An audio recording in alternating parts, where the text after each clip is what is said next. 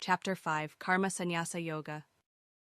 Chapter 5 of the Bhagavad Gita, known as Karma Sannyasa Yoga, presents a profound discussion on the paths of renunciation and selfless action.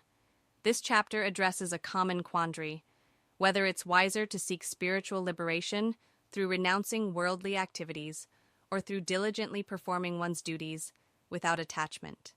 The discourse between Arjuna, the warrior prince, and Krishna, his charioteer and spiritual guide, deepens our understanding of these spiritual paths. As the chapter begins, Arjuna poses a question to Krishna, puzzled by the apparently conflicting advice about renunciation and action. He wants to know which of the two is superior. Krishna responds thoughtfully, explaining that both paths lead to the supreme goal but are suited to different temperaments and inclinations.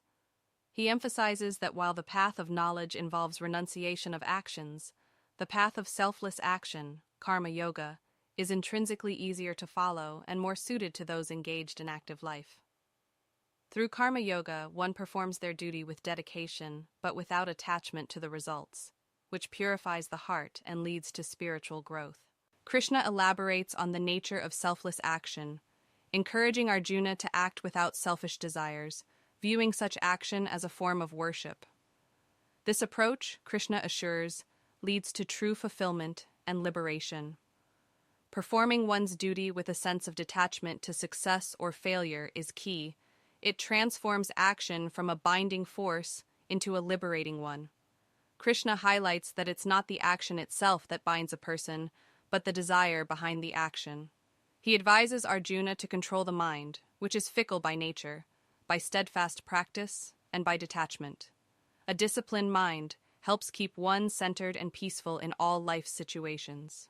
Krishna also discusses the qualities of a wise person whose insight into the truth leads them to see the divine essence in all beings.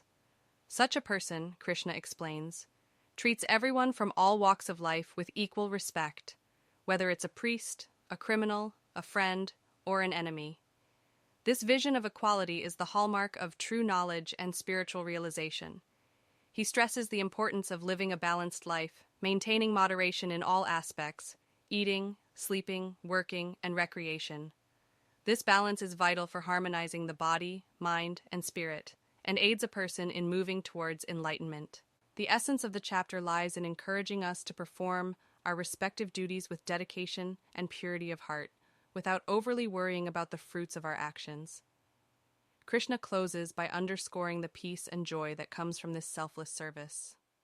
Detachment does not mean giving up the actions or the world, but rather seeing oneself as an instrument of the divine will and acting accordingly. In this way, both the path of renunciation and the path of selfless action, when pursued with wisdom and devotion, converge on the same ultimate goal of spiritual liberation and divine union. Through Karma Sannyasa Yoga, the Bhagavad Gita teaches us the value of action performed in the spirit of service and the inner peace that arises from living a life of purpose and devotion without attachment to personal gain. By understanding and practicing these principles, we can lead a life that not only contributes to our spiritual growth, but also serves the greater good, bringing us closer to the divine essence within us all.